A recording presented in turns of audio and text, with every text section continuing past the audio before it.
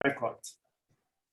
Ya está grabando. Entonces, ya vamos a empezar. Entonces, bienvenidos a otra sesión del seminario especial sobre COVID-19. Es un seminario de modelación matemática. Les agradecemos a todos su presencia. Hubo un cambio de fecha debido al Día de las Madres. Este seminario es los lunes. Será el lunes el próximo que sigue, el que continúa. Y le agradecemos muchísimo a Roberto Sáenz de la Universidad de Colima el que nos esté dando este día su plática. Entonces, Roberto Sáenz es profesor investigador de la Universidad de Colima en la Facultad de Ciencias. Su área de trabajo es la biología matemática, en particular la epidemiología matemática. Tiene amplia experiencia en esos aspectos de modelación. Recientemente fue de una plática plenaria especial en la Sociedad Matemática Mexicana sobre modelación en general de epidemias. Y pues esta tarde también va a trabajar con nosotros, va a compartir su conocimiento con nosotros, del cual le agradecemos mucho, Roberto. Y pues sin más preámbulo, simplemente les pido, por favor, si pueden apagar sus videos, si pueden apagar su micrófono para mejorar la transmisión. Aquí en Querétaro está lloviendo, esperemos que no haya ningún contratiempo de tipo de internet. Y ya tenemos varios co-hosts, así que esperemos que todo eso se resuelva adecuadamente. Y sin más preámbulo, Roberto, muchas gracias. La pantalla, el auditorio es tuyo. Adelante, por favor. Muy bien. Muchas gracias, Jorge, por la presentación, por la invitación, también a Isaac. Voy a iniciar compartiendo mi pantalla. Creo que ahí la pueden ver ya, ¿verdad? Listo. Muy bien. Así que efectivamente voy a hablar sobre algunos aspectos de modelación matemática de esta epidemia de COVID-19. En particular voy a hablar de modelos que están estructurados por edad. Voy a mencionar algunos beneficios que obtenemos al considerar este tipo de modelos. Por supuesto, todos los modelos pues deben de estar guiados por ciertas preguntas y aquí voy a mencionar cuáles preguntas nos llevan a considerar este tipo de modelos. Este trabajo en buena parte es el resultado de la investigación de estudiantes míos aquí en la Facultad de Ciencias. Al final daré detalles de sus nombres. Listo. Entonces, pues ya la epidemia de COVID-19 ya hemos convivido con ella por más de un año. Ya sabemos que es una enfermedad respiratoria. Conocemos muy bien al virus que lo ocasiona, el SARS-CoV-2. De los síntomas sabemos cuáles son los más comunes, pero también conocemos que de hecho son muy, muy variados. Y eso es uno de los grandes problemas que tenemos para identificar la enfermedad. Son muy parecidos a otras enfermedades infecciosas y aparte no todas las personas que se infectan del virus muestran estos síntomas, ¿no? Los síntomas varían y en algunos casos ni siquiera hay síntomas presentes, ¿no? Entonces hay problemas en ese sentido. Ese punto va a aparecer más adelante en lo que les voy a platicar. Sabemos cuáles son los mecanismos de propagación o de contagio. Como la mayoría de las enfermedades respiratorias es por contacto cercano con individuos infectados por estas gotículas, ¿no? Respiratorias que sueltan las personas al hablar, toser, cantar, lo que sea. Ahora ya también se reconoce que los aerosoles es un mecanismo importante, ¿no? Quizá incluso más importante que las gotículas, ¿no? Ahora, de esta enfermedad y de otras enfermedades respiratorias, sabemos que los contactos en los individuos están influenciados directamente por los grupos de edad y por los lugares en donde donde pueden suceder estos contactos. Este punto, por supuesto, lo vemos claramente en nuestros lugares de trabajo, ¿no? Nosotros trabajamos con colegas que tienen edades similares a las nuestras, ¿no? Los estudiantes tienen contacto directo con, otra vez, con personas de edad similar. O con algunas edades, ¿no? de los estudiantes que van a la misma escuela. Los contactos que se llevan a cabo en los hogares, ¿no? Por ejemplo, siguen ciertos patrones. Ya ahí no son con personas de la misma edad, pero hay patrones en donde, pues, hijos de cierta edad van a tener padres de cierta edad también, ¿no? Entonces sabemos que la edad va a jugar o tiene un rol relevante, ¿no? En general, enfermedades infecciosas y muy posiblemente también para este coronavirus. Esta idea de contactos por grupos de edad e incluso por situación específica ha sido estudiado por varios investigadores. Este es un ejemplo relativamente reciente en donde estos investigadores, Prem y colaboradores, estimaron matrices de contacto entre grupos de edad separados por situación, tomando en cuenta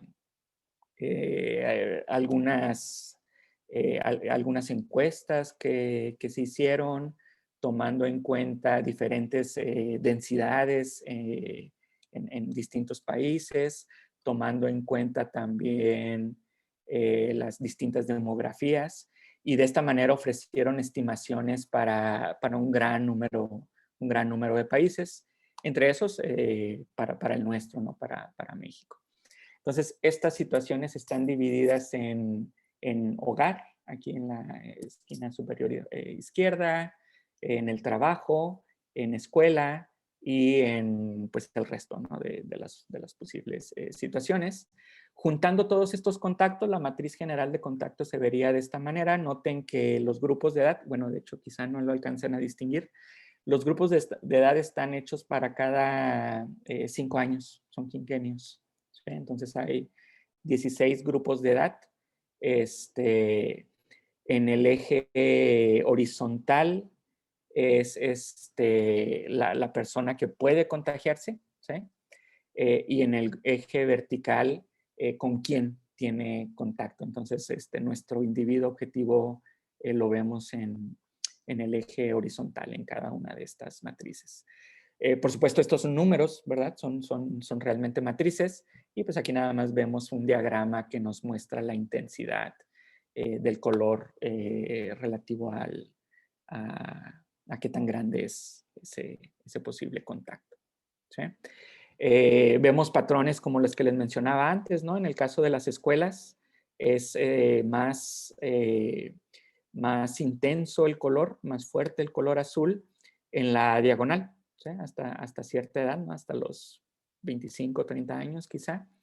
Vemos, no sé si lo alcancen a distinguir aquí un poco, adultos teniendo contactos con jóvenes y niños en escuelas. Esto lo interpretamos obviamente como los profesores o los trabajadores de la educación, ¿no? En contacto con jóvenes.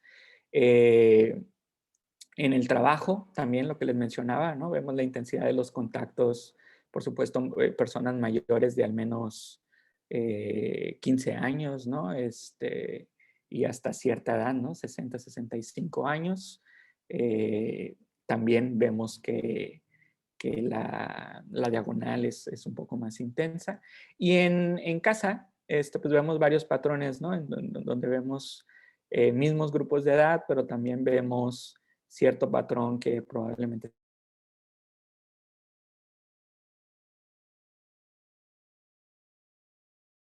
y parte de personas de edad más avanzada, posiblemente pues los abuelos, ¿no? Porque vemos el contacto con niños y jóvenes. ¿Okay? Entonces aquí podemos, por supuesto, dedicarle bastante tiempo estudiando estos contactos, ¿sí? Pero bueno, el punto aquí es que la edad va a ser importante y eso lo vemos específicamente pues para el COVID-19, ¿no? Se han hecho varias estimaciones acerca de cómo la edad es un factor de riesgo muy importante para muertes. Esta es una tabla que comparte la CDC en Estados Unidos, el Centro para Control y Prevención de Enfermedades, en donde la edad puede representar un riesgo de miles de veces más que jóvenes, ¿verdad? O niños de edades entre 5 y 17 años. Hospitalizaciones también es un factor de riesgo. Ese no llega a 100 veces más, pero igual estamos hablando de un aumento considerable. Noten aquí también que en esta tabla muestran un renglón para casos, para infecciones, y aquí la diferencia no es tan grande, solo de hasta el doble, ¿sí? No están los detalles de esos números, pero igual nos da una idea de que la edad es muy importante, ¿no? Para tomar en cuenta. Por supuesto, México, nuestro estado aquí, Colima, no es una excepción. Si comparamos en esta misma gráfica los casos acumulados por edad, y esto era en los primeros, creo que 7 meses y medio, en azul vemos que la cantidad de casos para niños y jóvenes es muy pequeña comparado para casos entre 25 y 45 años, ¿no? Que vemos este aumento considerable. Si eso lo comparamos con la población, la demografía por grupo de edad, pues vemos que no sigue para nada el mismo patrón, ¿no? Porque aquí, como el resto del país, vemos una gran cantidad de niños y jóvenes, ¿sí? De los grupos más poblados, grupos de edad más poblados, y esos grupos, esa demografía, esa población va disminuyendo, ¿no? Según va aumentando la edad, ¿sí? Entonces sabemos que en este caso hay una clara diferencia, ¿no? Entre demografía y casos de la enfermedad, ¿sí? Por supuesto, los casos los podemos representar por grupo de edad y aquí como les decía, los primeros 7 meses y medio, esto es para el municipio de Colima, Villa de Álvarez. Notamos cómo cambia la prevalencia. En este caso, si notan, vemos una curva epidémica muy bonita, ¿no? Este es, digamos, el final de la primera oleada que tuvimos aquí en el estado. Pero notamos diferencias claras en los grupos de edad. Tal vez no alcancen a distinguir los números, pero en estos primeros grupos de edad, los máximos en el eje de la X, la máxima prevalencia, son 4, 2. En este otro grupo de edad de 15 a 19 años llega a menos de 10. En cambio, si vamos a estos grupos de edad intermedio, por ejemplo, 45 años, 45, 49 años, llega a más de 20, ¿no? Todos, de hecho, prácticamente todos estos grupos de edad de en medio llegan a más de 20 y vuelven a disminuir para edades más grandes, a partir de los 60 años, pero sigue habiendo más de 10 casos como máxima prevalencia. Esto es prevalencia, ¿sí? Entonces, otra vez, por donde lo veamos, hay la representación de los casos no es proporcional a los grupos de edad, a los tamaños de grupo de edad. Y por supuesto nos interesaría saber cuáles son las razones por las que vemos esto. Y hay muchas hipótesis al respecto que se han estudiado de diferentes maneras. Aquí lo que tratamos de hacer es pues, repasarlas precisamente, ¿no? Cómo nuestros datos apoyan o contradicen esas hipótesis. Las hipótesis son desde que menos contagios en los niños tiene que ver, en niños y jóvenes, tiene que ver con que se cerraron las escuelas. Aquí en México las escuelas han estado cerradas pues desde que inició la epidemia, ¿no? Se declaró estado de emergencia desde finales de marzo del año pasado. Colima, por supuesto, no ha sido la excepción. Entonces, una posible explicación de estos pocos casos de niños y jóvenes es que al tener escuelas cerradas, sus contactos disminuyeron y bajó, pues, o nunca subió su prevalencia. Por ejemplo, eso sería una muy buena hipótesis para el caso del virus de influenza, ¿no? Que lo que vemos es más bien lo contrario a lo que tenemos ahorita por el coronavirus, de que la mayoría de los casos están precisamente en niños. Otra posible explicación es que la susceptibilidad sea diferente para los diferentes grupos de edad, en particular que los niños sean menos susceptibles a ser contagiados con el virus. Hay varias razones biológicas que respaldan esta teoría, pero pues también queremos explorar si ese nivel de susceptibilidad puede ser tan grande como para explicar los datos que observamos. Otra posibilidad, también bastante propuesta, bastante aceptada, es que sí, los niños y jóvenes se pueden contagiar, pero no desarrollan síntomas, y al no tener síntomas, pues no van a satisfacer los criterios que tenemos aquí en nuestro país acerca de quiénes van a recibir pruebas moleculares para confirmar si están infectados o no. Entonces, en ese sentido, esta explicación nos diría que hay un porcentaje muy grande de casos no reportados, muy posiblemente porque no hay síntomas, ¿sí? Como les digo, ¿no? Estas teorías, estas hipótesis no son nuevas, pero tratamos de estudiarlas desde nuestra perspectiva un poco más local. Para nuestro estudio,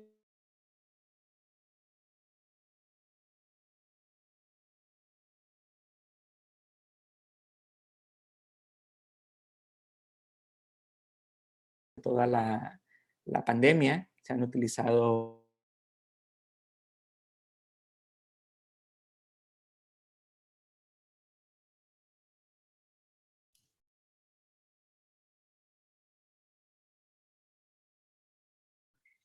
Creo que perdimos un momento a Roberto. ¿desde qué parte no me escucharon? Y hace como, ¿qué será? ¿20 segundos?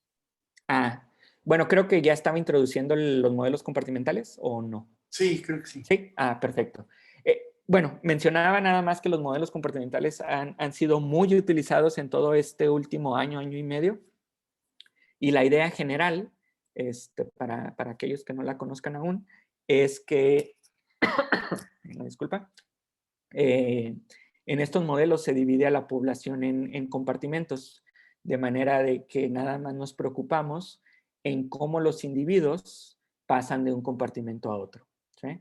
Y esas tasas pues nos determinan cómo cambian las poblaciones en cada uno de esos grupos. Por ejemplo, para pasar de susceptibles a individuos en un estado de latencia o en un periodo de incubación en donde ya están infectados, pero aún no son infecciosos, una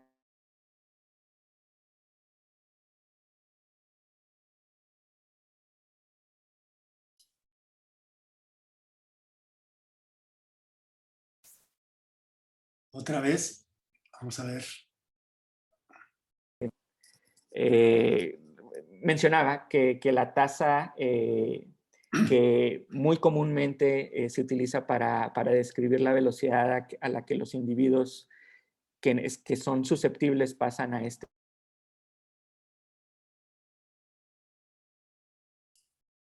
se supone que es proporcional a la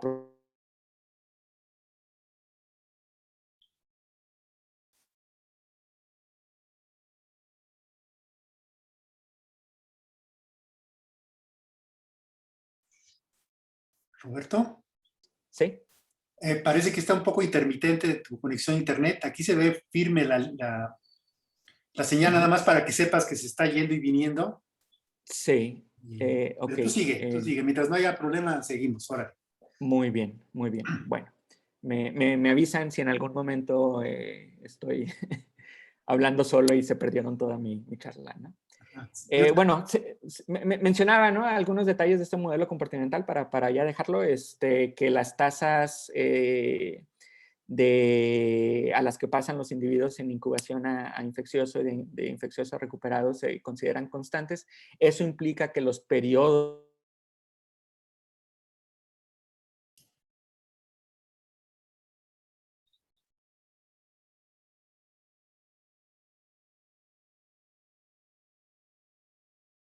esa hipótesis, pero se puede hacer fácilmente, ¿no? De hecho, creo que por ahí sí tengo algún ejemplo. Por supuesto, les mencionaba la importancia de los individuos asintomáticos, la posibilidad de que haya individuos presintomáticos, y esta es una de las grandes ventajas de los modelos compartimentales, que podemos agregar todos esos compartimentos de manera muy sencilla, ¿sí? Entonces, por ejemplo, en este caso, decimos que una proporción C van a ser individuos que eventualmente van a desarrollar síntomas, y el resto, la proporción 1 menos C, no van a desarrollar síntomas, pero van a ser también infecciosos. Eventualmente, pues todos se van a recuperar en este ejemplo que tengo aquí, ¿sí? Les mencionaba, una cosa muy importante son hospitalizaciones y fallecimientos, entonces también lo podemos agregar. Y este modelo lo hemos utilizado antes para describir la epidemia en nuestro estado, en Colima, haciendo algunas adecuaciones, ¿no? Por ejemplo, ahora separamos en 3 casos lo que pueden suceder con los individuos que son infecciosos. Aquellos que van a ser confirmados, pero que son ambulatorios, ¿sí? Entonces llega un momento en donde esos individuos dejan de ser infecciosos, no porque haya terminado su periodo infeccioso, sino porque al ser casos confirmados, están aislados, ¿sí? Siguen un periodo de aislamiento hasta que se recuperan. Luego tenemos otra posibilidad de que los individuos desarrollen síntomas graves que eventualmente requieran hospitalización, y en ese caso, esos individuos dejan de ser infecciosos al momento de estar hospitalizados, otra vez suponiendo que una vez en el hospital ya no van a infectar a nadie porque siguen los cuidados necesarios, ¿no? Esos individuos pueden recuperarse o pueden fallecer. Y una tercera posibilidad es que esos individuos no sean casos que desarrollen síntomas y por lo tanto no sean nunca confirmados, ¿sí? Entonces van a seguir su periodo infeccioso de manera normal por el periodo que sea.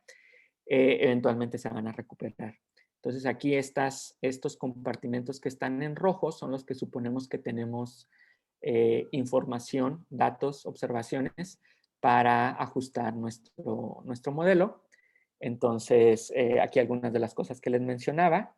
Y utilizando el método de cadenas de Markov y Monte Carlo, podemos comparar nuestro modelo con los datos. No voy a entrar en detalles, nada más mostrarles que el modelo se asemeja relativamente bien a los datos, ¿sí? Ahora, un cambio que hacemos de estos modelos, no vamos a utilizar este modelo completo para nuestro modelo estructurado por edad, porque, bueno, tenemos 16 grupos de edad. Para cada grupo de edad deberíamos de tener cada uno de estos modelos, entonces empieza a hacerse muy, muy grande, muchas ecuaciones, un sistema muy grande de ecuaciones, que es verdad, las ecuaciones son relativamente simples, podríamos hacerlo, pero comenzamos con un modelo más sencillo, en donde, a diferencia del modelo SIR convencional, agregamos una tasa de transmisión que es función de tiempo, ¿sí? Tampoco utilizamos algo muy complicado para la función de tiempo, únicamente utilizamos una función escalonada para esta función beta, ¿sí? Entonces lo que hacemos es que cada cierto tiempo, cada intervalo de tiempo, esa beta puede cambiar, y esa beta, que aquí le llamamos beta I, la cambiamos ajustándola a los datos. Al final de cuentas, después de varios intentos, vimos que cada 30 días funcionaba relativamente bien, ¿sí? Entonces, si hacemos eso y ajustamos a los datos, encontramos una cosa como esta, ¿no? Que quizá no sea tan relevante para este ejemplo que tengo aquí, pero pudiera ser relevante cuando la prevalencia es baja, como en los grupos de edad que tenemos antes, ¿no? Entonces, eso lo vamos a considerar. Y con eso ya empezamos a construir nuestro modelo estructurado por edad. Por supuesto, nos interesa las dinámicas de transmisión por grupo de edad, con el objetivo principal de evaluar los 3 mecanismos potenciales que pudieran estar detrás de esa dinámica, para explicar la baja prevalencia de niños y jóvenes que observamos en los datos.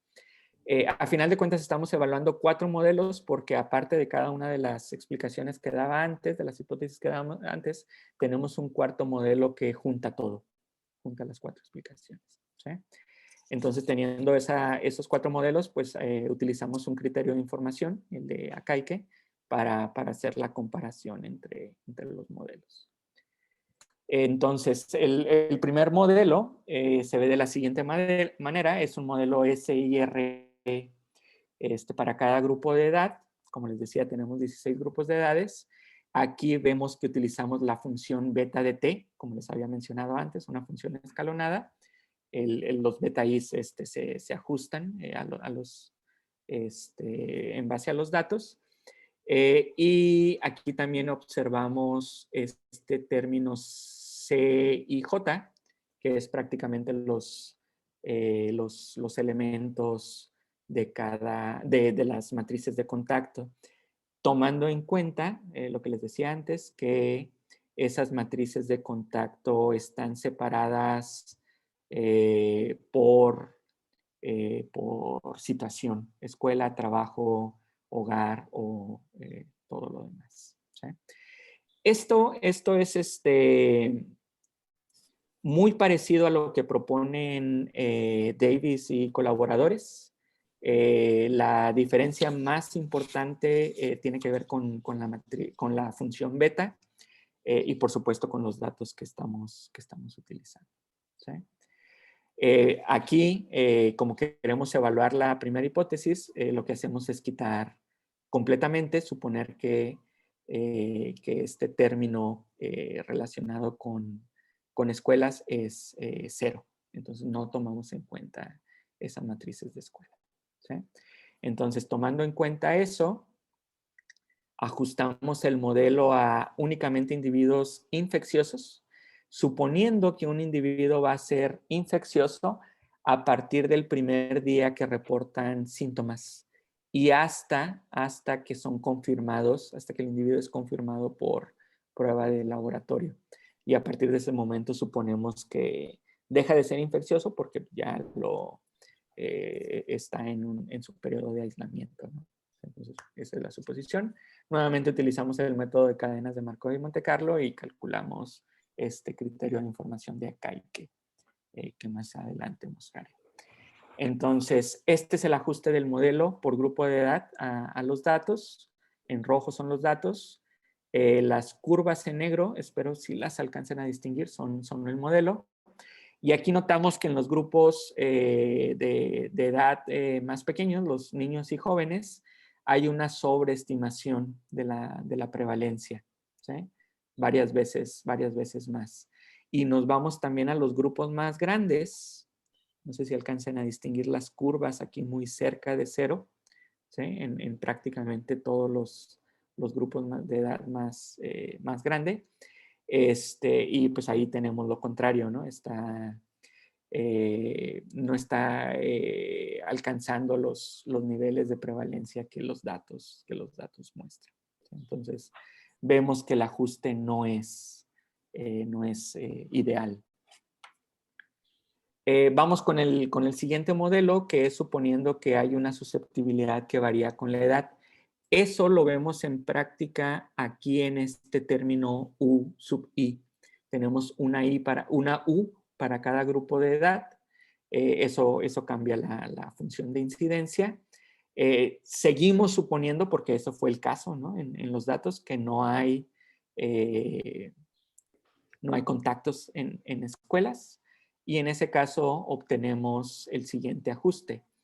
Ahora notamos que las curvas de prevalencia se aproximan mucho más a los datos. Las excepciones son en estos grupos de edad más pequeños, pero bueno, aquí noten que en realidad la diferencia es de a lo más 1, porque las prevalencias son de 1 o 2 a lo más, ¿no? Entonces, aun cuando no se note que la curva pasa exactamente por todos esos datos, vemos que el error que proviene de ahí no es muy grande, además de que igual tenemos muchos valores en 0, ¿no? También durante esos mismos tiempos. Ajuste de esta estimación paramétrica, notamos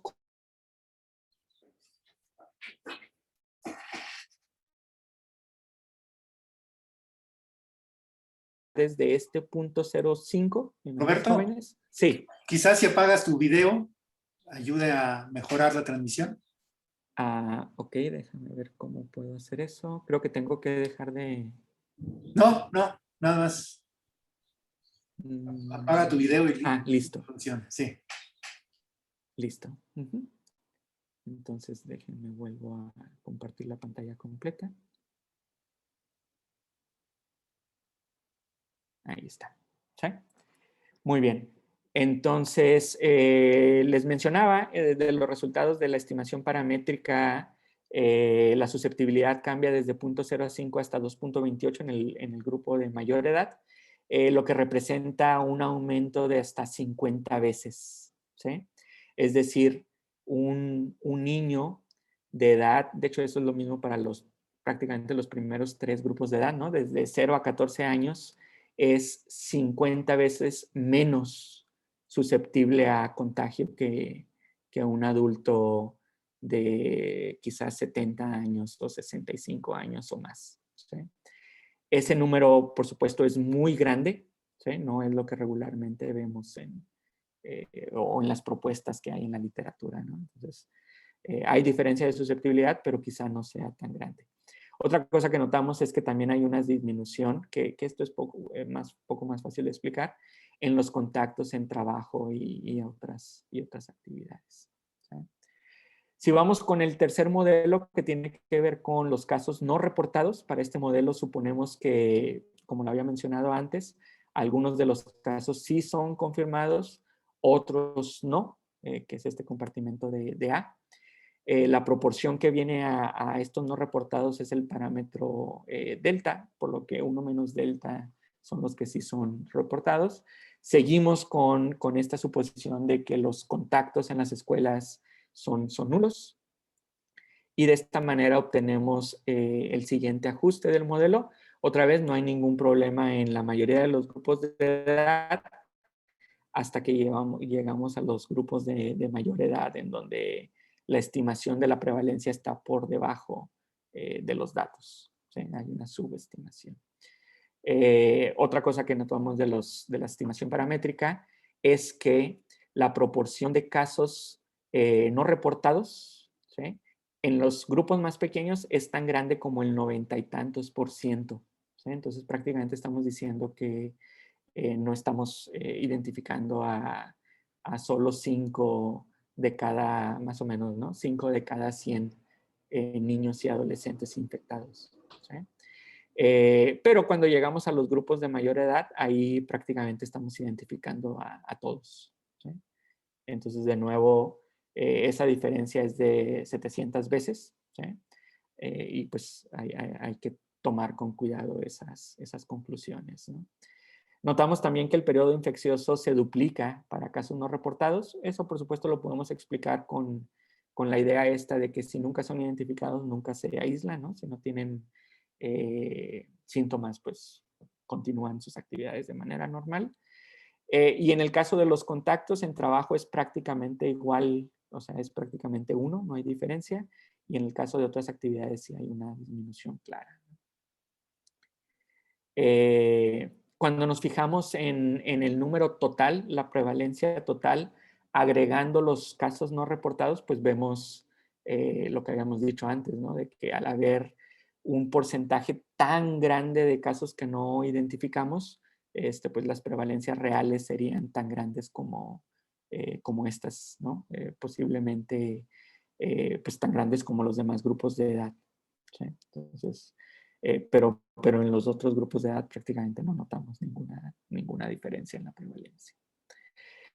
Finalmente tenemos el modelo que toma en cuenta que las escuelas están cerradas, que hay una diferencia de susceptibilidad y que aparte tenemos casos no reportados, el modelo más completo. Por supuesto, este es el modelo con el que podríamos haber iniciado, pero también es el modelo que tiene más parámetros, ¿no? Y por lo tanto más incertidumbre. Entonces, por eso incluimos todos los demás modelos, ¿no? Todas las suposiciones. Cuando hacemos el ajuste no es malo, es muy parecido al mejor ajuste que teníamos hasta ahorita. Y notamos que sí hay una clara diferencia de susceptibilidad. Ahora no es 50 veces como lo que habíamos visto antes, disminuye alrededor de 30 veces, igual un número considerable. Y el caso, los casos no reportados, sigue siendo una diferencia muy grande, ¿no? Hasta 800 veces. Noten que aquí los clasificamos o los juntamos, distribuimos por grupos de edad, varios grupos de edad al mismo tiempo para reducir la cantidad de parámetros que tenemos que estimar. Cuando vemos la prevalencia total, pues de hecho ya no vemos esos casos no reportados que teníamos antes, ¿no? Ya no, las diferencias no son tan grandes y eso pues lo entendemos de aquí, ¿no?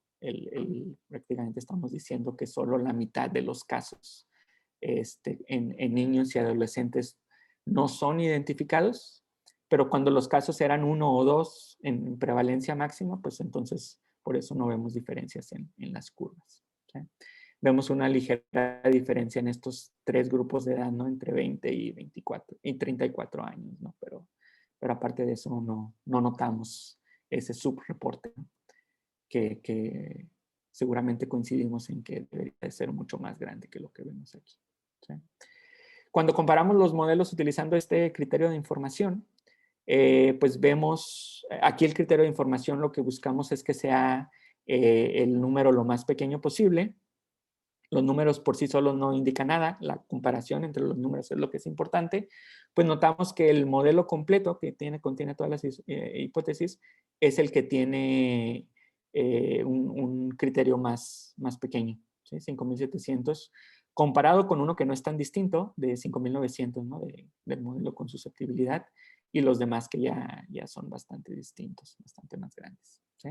Entonces, en este sentido, lo que nos indica este único diagnóstico es que el último modelo es el más apropiado, digamos, o el que mejor se ajusta a los datos. Aquí les recuerdo que el criterio de información sigue el principio de parsimonia en el sentido de que queremos acercarnos lo más posible a los datos, pero pues también tenemos cierta penalización por el número de parámetros que contenga el modelo, ¿sí? Es decir, queremos el modelo más simple que explique a los datos. Bien, después de hacer esto, teníamos estos 4 modelos con diferentes niveles de éxito. Quisimos utilizarlos para evaluar, por ejemplo, qué hubiera pasado si las escuelas se hubieran reabierto en el mismo año pasado. ¿Sí? Entonces, aquí no estamos evaluando, al menos no todavía, es una de las cosas que tenemos por ahí pendientes, pero lo que estamos evaluando es qué es lo que hubiera sucedido en el pasado. ¿Sí? En particular, qué hubiera sucedido si hubiéramos abierto las escuelas en el día 100. ¿Sí? Todo el periodo que estamos modelando son, les decía, alrededor de 7 meses y medio, 220 y tantos días. Entonces, ¿qué hubiera pasado si hubiéramos reabierto las escuelas al día 100 y hubiéramos dejado el resto suponiendo que el resto de la dinámica era igual? Es decir, esta es nuestra lógica, utilizamos las estimaciones de los parámetros que acabamos de encontrar. Recuerden algunas de esas, los betas específicamente, los parámetros de contagio, varían en el tiempo, ¿sí? Entonces, en lugar de suponer que nos quedamos con uno de esos valores y nos preguntamos qué va a pasar en el futuro, suponemos que esos valores van a ser los mismos en ese mismo periodo de tiempo, en el pasado, cambiando esta idea de que reabrimos escuelas. ¿Cómo hacemos eso? Y esta es una de las razones por las que lo hacemos de esta manera, ¿no? Porque la idea es muy simple. Vamos a cambiar este coeficiente, el FS relacionado a la matriz de contactos en las escuelas, de ser 0, lo que había mencionado antes, a hacerlo un número más grande de 0. Y aquí suponemos que no es exactamente 1, que serían los contactos que regularmente tenemos en los periodos pre-pandemia, ¿verdad? Sino que suponemos que es únicamente 3/4, bajo la hipótesis, bajo la suposición de que aunque regresemos a las escuelas con todos los estudiantes, pues va a haber ciertas medidas, ¿no? De seguridad en el que pues vamos a tratar de reducir contactos de cierta manera, ¿no? Entonces este no es nuestro caso de máxima capacidad, ¿sí? Y analizamos qué es lo que pasa con las diferentes prevalencias, ¿no? De hecho, particularmente con el número acumulado de casos. También consideramos cuando en vez de tomar esto como la capacidad máxima, tomamos 50% de eso o un cuarto de ese valor que tomamos como capacidad máxima. También con la idea de que esas serían las propuestas de que se reabren las escuelas, pero no con todo el alumnado al mismo tiempo. ¿Okay? Bien, entonces la idea de abrir escuelas, nuestra idea de abrir escuelas es regresar al modelo estas matrices de contactos en las escuelas, ¿sí? Lo que antes habíamos tomado como 0, lo volvemos a regresar. Aquí está el coeficiente FS que les mencionaba antes, ¿sí? Ahora no como 1, sino como 3/4, ¿no? Si hacemos eso, les recuerdo, a partir del día 100, ¿sí? Donde tenemos la reapertura, estos son los 4 resultados de los 4 modelos que teníamos antes. El primero en la esquina superior izquierda, segundo esquina superior derecha, y así el tercero y el cuarto, ¿no? Y lo que vemos es el resultado de casos acumulados en esos 120 días, bajo las 4 situaciones, ¿no? De que la escuela se mantenga cerrada en color negro, que se abra al máximo en color rojo, el caso más extremo, o los casos intermedios de 25 y 50% del máximo en verde y en azul, respectivamente, ¿sí? Entonces, lo que vemos es que dependiendo del modelo, esa línea roja puede dispararse, ¿sí? Varias veces más, aquí lo tengo, 3.5 veces más de lo que hubiera sucedido si no se reabren las escuelas, si se mantienen cerradas y regresamos a lo que realmente sucedió, ¿verdad? Esa es la línea negra, ¿sí? Para el modelo 2 y 4, lo que vemos del lado derecho, arriba y abajo, que en particular eran los mejores modelos, la diferencia no es tan grande, ¿sí? De hecho, en la siguiente diapositiva tengo los números de esas diferencias, ¿sí? El aumento en número de veces de casos acumulados únicamente en ese periodo de tiempo, esos 120 días. Entonces, aquí está el de 3.5 con el primer modelo abriendo a capacidad máxima, pero con el modelo completo, que fue el que nos dio el mejor ajuste, es únicamente 1.2 veces más el número de casos. Es decir, únicamente pues un 20% más de casos, que no es tanto como 3 veces más, ¿sí? Obviamente ese número disminuye cuando reducimos esa capacidad de apertura, ¿sí? Ahora quisimos agregar un escenario más, tomando en cuenta lo que estamos experimentando ahorita en el país. Otra vez, no es evaluar lo que podría suceder, ¿sí? Ahora, sino lo que pudo haber sucedido no, de hecho varios meses atrás, ¿no? Hace 6, 7 meses atrás, si hubiéramos abierto 100 días después del inicio de la epidemia, ¿sí? Y el escenario es personal educativo vacunado, ¿sí? Y en este caso, otra vez, consideramos esto bajo una hipótesis muy sencilla o bajo una suposición muy sencilla, no agregando un nuevo compartimento de personal vacunado, sino suponiendo que la vacuna va a reducir la probabilidad de contagio del personal educativo, ¿sí? Eso, por supuesto, no es completamente claro, ¿no? ¿Qué tipo de protección va a ofrecer la vacuna? Y aquí evaluamos dos posibilidades. Una es que los contactos, ¿sí?, simplemente desaparezcan. Eso para llevarnos a pensar de que la posibilidad del contagio es completamente nula entre adultos de al menos 25 años, que aquí es donde está la diferencia, y estos jóvenes y niños menores de 25 años. Entonces, suponemos bajo este escenario que esos grupos de niños y jóvenes tienen sus contactos entre ellos de la misma forma, pero con adultos no hay ningún tipo de contacto, ¿sí? Entonces, una suposición muy, muy simple, tratando de tomar en cuenta esta idea y aprovechando ya la base del modelo que teníamos antes, ¿sí? Entonces, bajo esa propuesta, obtenemos que hay una reducción considerable, al menos en estos dos casos, el segundo y el cuarto modelo del lado derecho en su pantalla, que prácticamente no notamos diferencia entre las curvas. La diferencia puede ser tan pequeña como el 1%, ¿no? En los otros, la diferencia todavía puede ser de hasta 3 veces, casi 3 veces, ¿sí? Cuando antes era 3.5, pero en estos otros es prácticamente nula la diferencia, suponiendo, otra vez, esta es una suposición muy grande, suponiendo que tenemos una vacuna perfecta al prevenir contagios, ¿sí? Que no necesariamente va a ser cierto, ¿no? Reducimos esa suposición, ¿sí? Con esta otra, ¿sí? Bajamos la suposición suponiendo que la vacuna no es perfecta, pero que reduce los posibles contagios al 50%. Entonces, nuestra idea de reducir los contagios, la probabilidad de contagio es disminuyendo, eso tampoco es completamente exacto o preciso, pero disminuyendo en 50% estos contactos que teníamos antes, ¿sí? Entonces, la región fuera de rojo, inicialmente habíamos dicho que los contactos eran nulos, era cero completamente.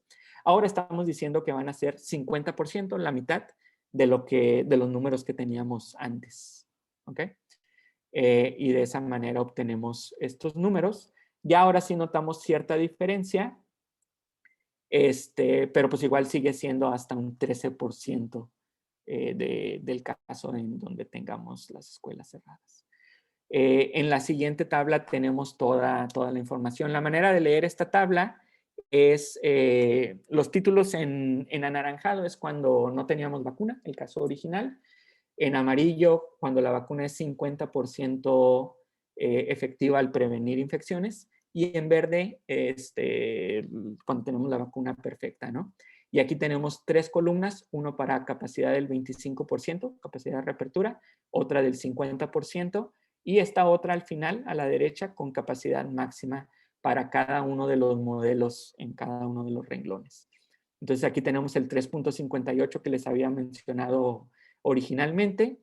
Y aquí está este caso, pues, muy, muy ideal, ¿no? De aumentar únicamente un 1%, o vamos a decir acá abajo, el 4%, en el caso del modelo completo, cuando la vacuna es perfecta. Y si no fuera perfecta, pues el aumento sería de un 13%, ¿no? En el caso de que la vacuna prevenga el 50% de los contagios, ¿sí? Entonces, igual, pues un caso bastante optimista, ¿sí?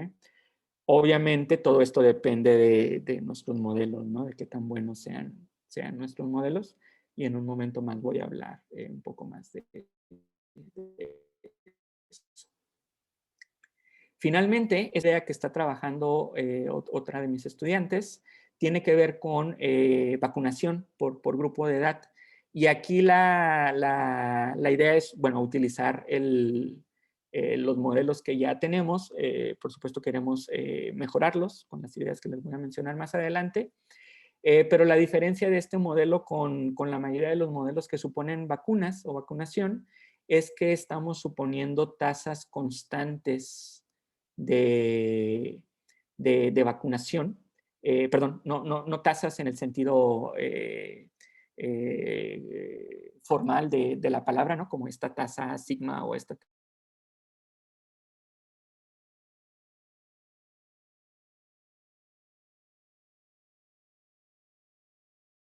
personas que se pueden vacunar por día, por lugar, ¿sí? No tanto qué proporción de la población.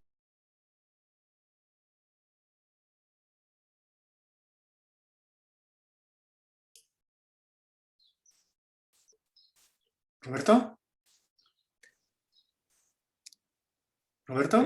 Sí, nuevamente me desconecté. Sí, un poquito. ¿Alcanzaron a ver mi introducción de este modelo? Sí, sí. Ah, muy bien. Bueno, lo que mencionaba era este parámetro Rho sub i, depende del grupo de edad, que representa la tasa intrínseca, ¿sí? Es decir, el número de vacunados por día, ¿sí? No una tasa como sigma o gamma, ¿sí? También aquí estamos suponiendo de que se vacuna según el grupo de edad, así que el parámetro ese va a ser 0, no se va a vacunar a nadie. Si hay un grupo de edad de edades más avanzadas que se les está vacunando todavía, ¿sí? Y esos grupos de edad pues van a cambiar según se vacune ya a toda la población. Todavía es un proyecto que está, que este estudiante está trabajando, entonces todavía no tengo ningún resultado, es simplemente la idea de lo que se planea hacer o en lo que se está trabajando, ¿sí? Entonces ya para terminar, algunos puntos a discusión. Por ejemplo, algunos que tienen que ver con nuestros resultados de los modelos, en donde notamos que la susceptibilidad al contagio varía según el grupo de edad y que los niños y jóvenes son mucho menos susceptibles al contagio.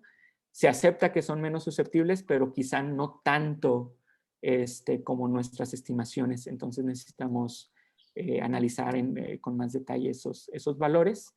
Y una idea que tenemos para tratar de quizá modular mejor nuestras estimaciones es utilizando modelos más completos, con particular con hospitalizaciones y muertes, que quizá nos den un poco más de detalle en esas estimaciones, en esos ajustes. Esto quizá particularmente nos ayude no tanto con la susceptibilidad, pero quizá con los casos no reportados, ¿sí? Quizá eso sea de bastante ayuda, porque hemos notado que este tipo de modelos ha funcionado bien cuando tenemos el modelo para la población completa, ¿sí? También lo tenemos por ahí en la lista de pendientes, repetir nuestro análisis de reapertura de escuelas, pero no con lo que hubiera pasado en el pasado, sino ahora sí lo que hubiera sucedido en el pasado, pero ahora sí con lo que esperamos que suceda, ¿no? Tratar de hacer algún tipo de proyección o predicción sobre cómo sería esa reapertura.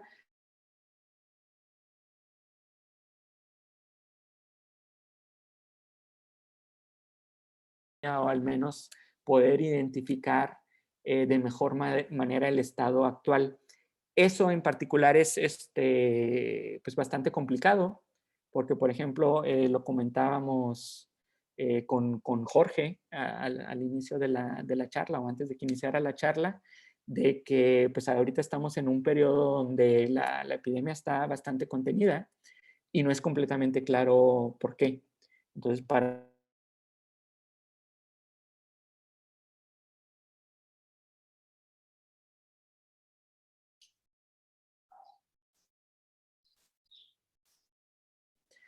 Finalmente, para vacunados, ¿no? Y hay bastante trabajo al respecto. Y como les mencioné al inicio, esto es trabajo de 2 de mis estudiantes, la mayor parte de Tenoch Morales, también la parte de vacunación por Victoria Valdés, ambos estudiantes de la Facultad de Ciencias en la Universidad de Colima. Con esto termino mi presentación. Si tienen alguna pregunta, con mucho gusto la respondo. Pues muchísimas gracias, Roberto. Muy interesante plática. ¿Hay preguntas? Así, por favor, los que tengan preguntas pueden decir, levantar la mano, la manita como estoy viendo ahorita, o simple y sencillamente escribir en el chat y les damos la palabra inmediatamente. A ver, creo que ¿quién estaba primero? Miguel Ángel Lezama, por favor, si puedes hacer tu pregunta al aire. Gracias. Claro que sí. Muchas gracias, Jorge, y gracias por la excelente presentación de Roberto. Yo tengo dos preguntas, comentarios. Una, con el tema de los modelos compartimentales, una de las variables que es muy difícil de manejar o de introducir es el volumen del inóculo. Es decir, para que una persona pase de expuesta a infecciosa, mucho tiene que ver el volumen del inóculo, es decir, la cantidad de partículas virales que uno recibe.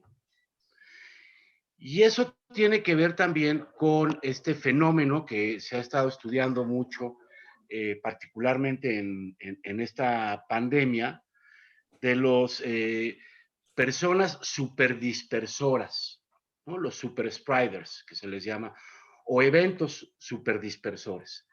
Entonces, el volumen del inóculo, en muchas enfermedades infecciosas, el volumen del inóculo es muy importante para que alguien pase rápidamente de expuesto a infeccioso e incluso para la evolución clínica. Entonces, mi pregunta ahí es, ¿cómo podemos o cómo se puede, si es que se puede, introducir este componente adicional en los modelos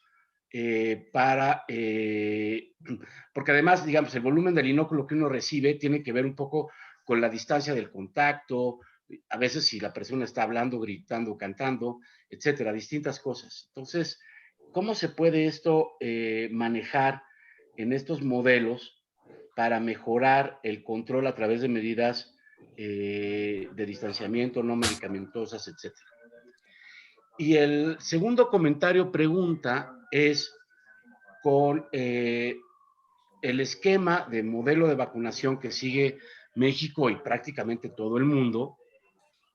La vacunación está concentrada en personas de 16 años en adelante, lo cual, digo, si bien ya por lo menos Canadá y Estados Unidos aceptaron aplicar la vacuna de Pfizer en adolescentes de 12 a 15 años, pues falta que otros países lo hagan y que lo hagan con otras vacunas. Pero, digamos, lo que uno espera, conforme vayan avanzando los programas de vacunación, es que se vaya concentrando una cantidad muy importante de susceptibles en la población menor de 16 años.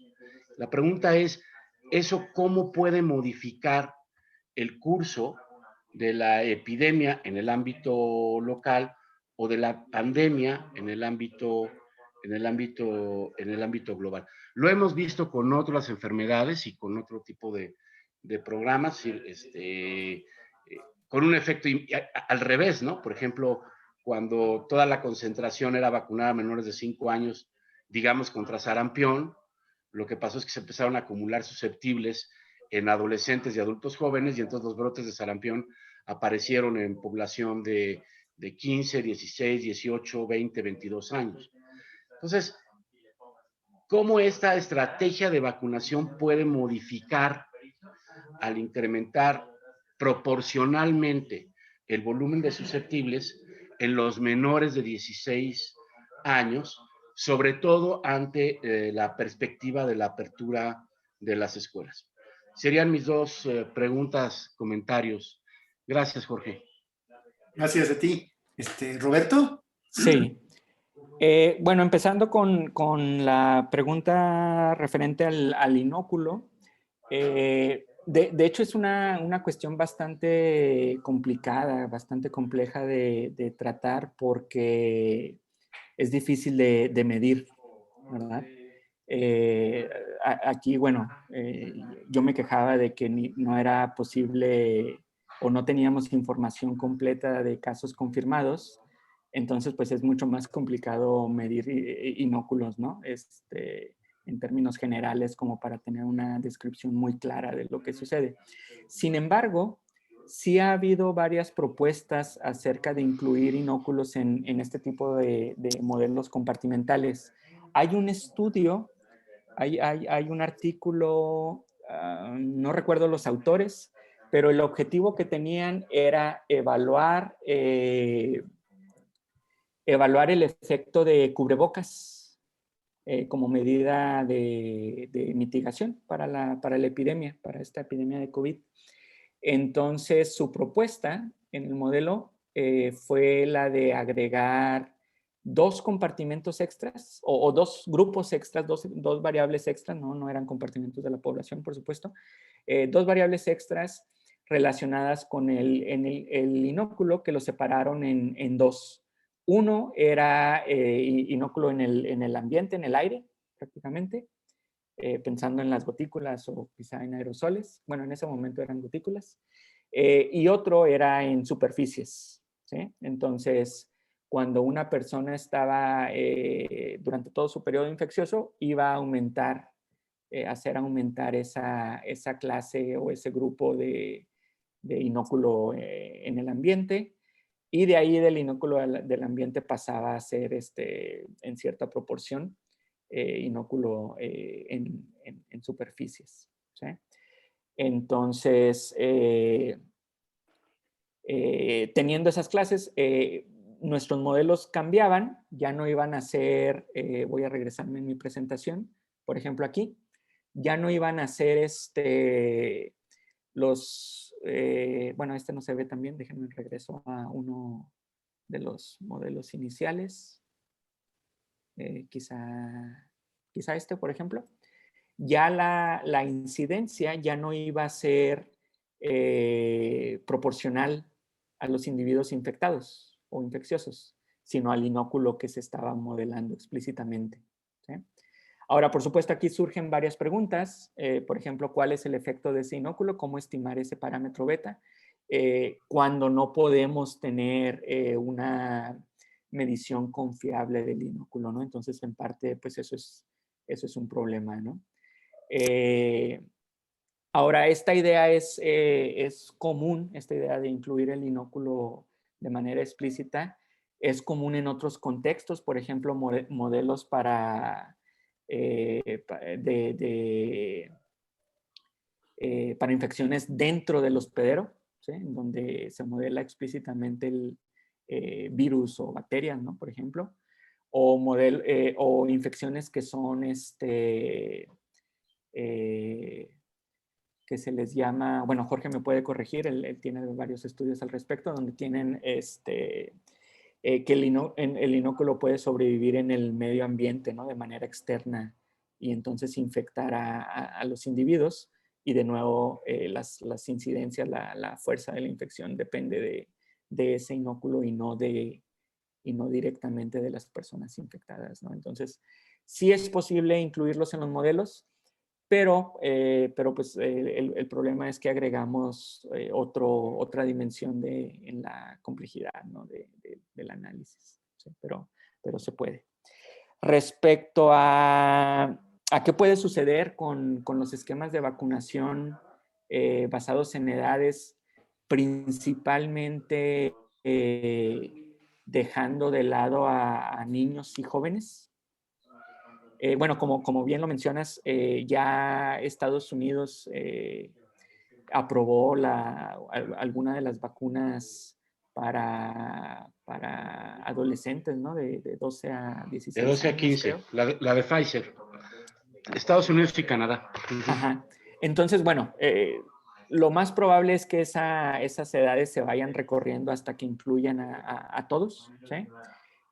Pero por supuesto va a pasar un periodo largo de tiempo, ¿no? Viendo la velocidad a la que estamos vacunando aquí en México e inclusive en otros países donde es todavía más lento.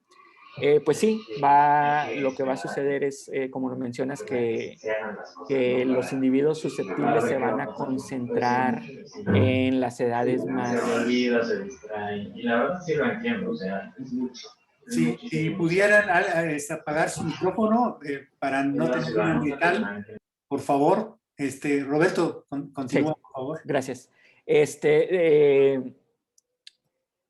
Sí vamos a ver que los grupos más jóvenes van a ser susceptibles, como por ejemplo sucedió en algún momento en la epidemia en donde se identificó que la edad era un factor de riesgo y entonces se hizo hincapié en que los grupos de mayor edad se resguardaran de mejor manera.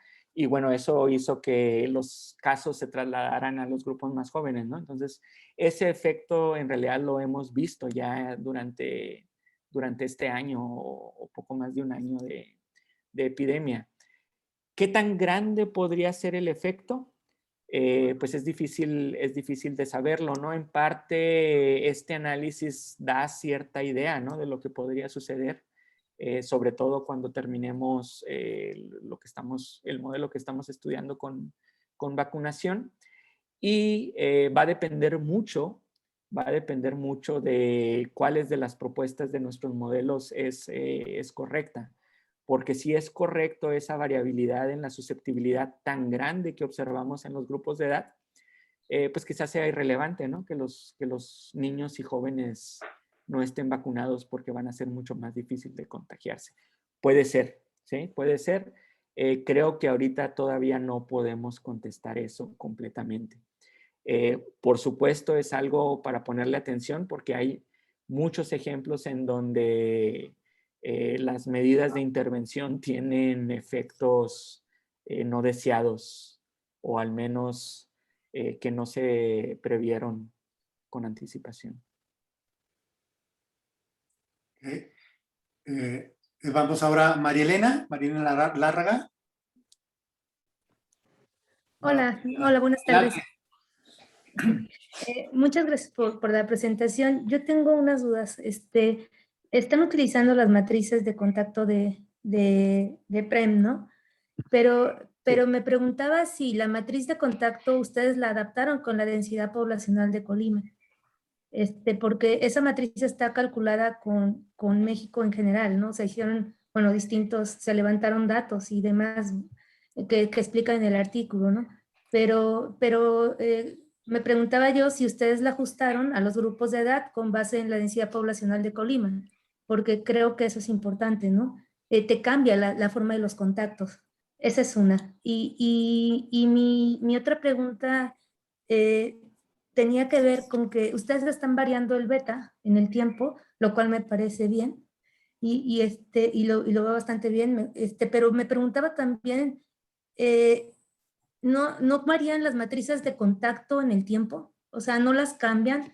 Porque, por ejemplo, sí están variando la combinación lineal en el caso de la matriz de escuela, por ejemplo, cuando la dejan en 0, pero después encuentran ciertos valores para la parte de trabajo y de otros lugares, pero pareciera que la mantienen, o entendí mal, que se mantiene fija, pero yo me preguntaba que si no tendría que cambiar, porque, por ejemplo, lo estoy viendo por las fases, ¿no? que lleva la enfermedad. En una fase, pues primero no había confinamiento y todos los trabajos, había todos los contactos tal cual como la matriz te puede indicar, pero en el tiempo esos contactos han cambiado también en función de las medidas de mitigación y los contactos.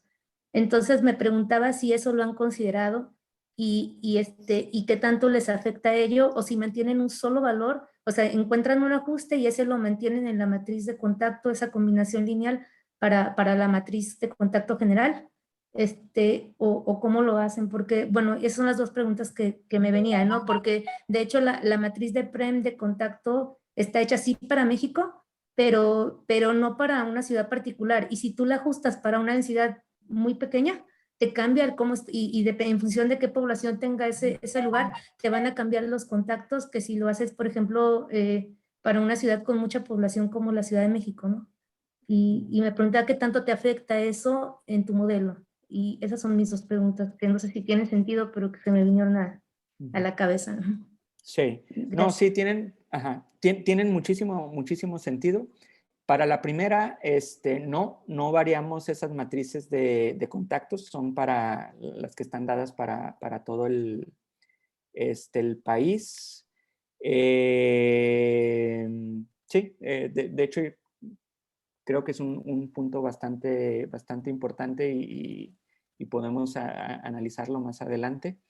La segunda pregunta referente a qué es lo que variamos en el tiempo es únicamente beta, y esto pues, tiene un sentido completamente práctico, porque si variáramos los coeficientes de las matrices, aquí los vemos, ¿no? El FS, bueno, el FS0, el FW, el FH y el FO, a través del tiempo, igual que como variamos beta, estaríamos triplicando la cantidad de parámetros beta que tenemos.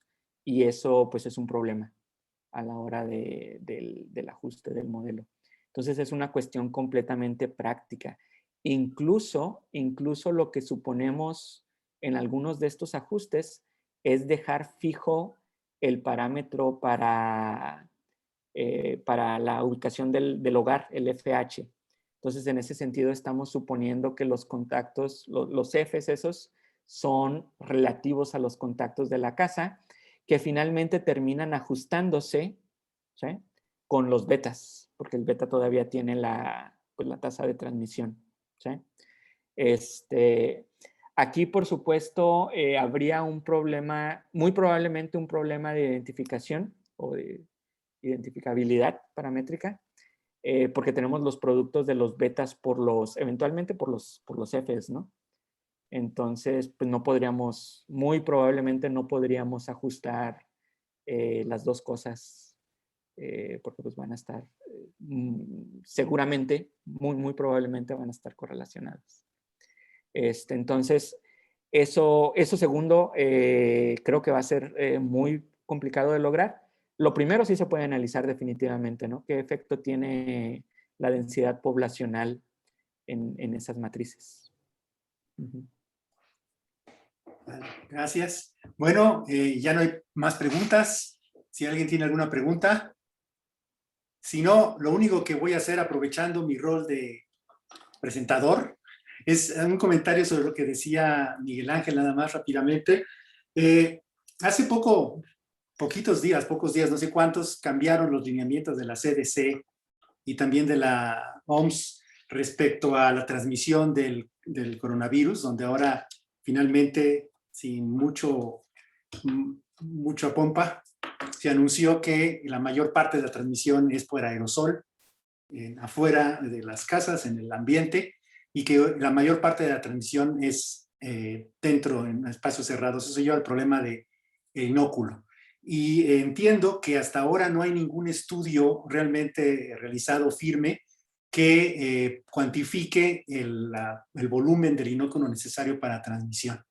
Esto tiene mucho que ver con esta cosa de los aerosoles, porque, por ejemplo, lo que mencionaba hace poco Roberto, el hecho de que el ambiente, la contaminación del ambiente para la transmisión del coronavirus. Y creo que desde mediados del año pasado, por ahí principios de junio, se sabe que la transmisión por contaminación de superficies es prácticamente inexistente, que muchas de las evidencias que ocurrió fueron situaciones experimentales con inóculos terriblemente inflados para efecto visual. Muchas veces ni siquiera eran estudios revisados por pares, sino simplemente reportes y videos. Y por otra, la mayor parte de la transmisión por superficies y contaminación de superficies ha sido en hospitales y en lugares muy específicos donde evidentemente hay alta transmisión. Y aún ahí, pues todavía no hay una buena cuantificación de esta medida del inóculo. Creo que en términos epidemiológicos de los modelos que tenemos, dado que los modelos que usamos usan la tasa efectiva de contacto, que esencialmente es esta beta que tenemos aquí, que es el número de contactos infecciosos por unidad de tiempo, y la unidad de tiempo es el día, como que el cambio que me parece a mí puede haber en las proyecciones de los modelos usando inóculo o no va a ser mínimo a nivel epidemiológico.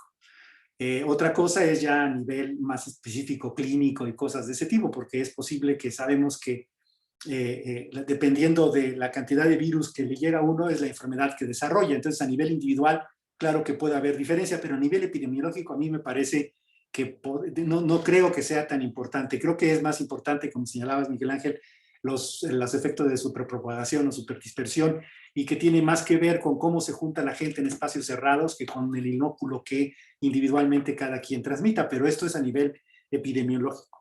Y respecto a la edad, creo que opino igual que Roberto, realmente va a haber ahorita la decisión de vacunar a la gente más grande al principio y después extenderlo a todo el mundo, el efecto fundamental me parece a mí que es reducción de mortalidad, que al comenzar a tener más gente susceptible de edades más jóvenes, pues la transmisión va a cambiar, va a haber quizás mayor transmisión, pero la mortalidad, que era el objetivo, pues va a disminuir, que creo que en Israel es evidente que eso se logra. Evidentemente va a haber cambios en términos de, sabemos que en ciertos lugares, en Estados Unidos, en Brasil, los jóvenes están enfermando más y varios de ellos se enferman de manera grave. Entonces, esos son los cambios que podemos esperar. Realmente, no sé, eso es un comentario un poco al margen, pero muy interesante el comentario, Miguel Ángel, a eso me refería nada más. Entonces, pues si no hay más preguntas o cosas así, les agradecemos muchísimo su atención. La próxima semana va a estar con nosotros un invitado de latinoamericano, Doctor, de Chile. ¿Sí? perdón que lo interrumpa, ¿puedo hacer una pregunta rápida? A ver, tenemos tiempo, a ver, ¿qué pasó? Es Roberto, muy ¿todavía está rápida. Roberto? Sí, ahí está. Hola, Adelante. muchas gracias, es muy rápida, me surgió como una duda ahorita. El beta que manejan escalonado, que se va variando en el tiempo, que tienen el dato de qué tan grande o pequeño es, cuál es su valor máximo encontrado o valor mínimo encontrado. ¿Está ese dato dentro de su análisis? Es muy, vaya, mi pregunta es un factor muy, muy importante, bueno, que impacta mucho, o la variación es pequeña. Tendría que revisarlo.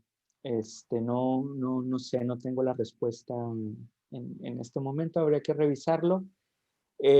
Aquí creo, o sea, lo que esperaría, viendo los datos, es que en el periodo de tiempo que incluí en la presentación, quizá no haya diferencias tan grandes, pero si extendemos el periodo de tiempo en donde veamos estos periodos de muy baja prevalencia, quizá ahí es donde haya una diferencia considerable a la baja, ¿no? de estos parámetros, porque de manera quizá artificialmente, ¿no? Es la forma de provocar estas oleadas, ¿no? en el modelo. Creo que eso es lo que sucedería. Tendría que revisar los resultados para confirmar. Muy bien. Muchas gracias, muy amables. Fernando, nosotros tenemos un artículo en medRxiv que se llama Key Super Spreading Events, donde estimamos la tasa efectiva de contacto con un modelo comportamental para varias ciudades de la República, y ahí puedes ver los cambios relativos. Sin más que más, la próxima plática es por Pedro Gajardo. Los esperamos entonces. Muchísimas gracias por su atención. Muchas gracias, Roberto. Y aquí corto la grabación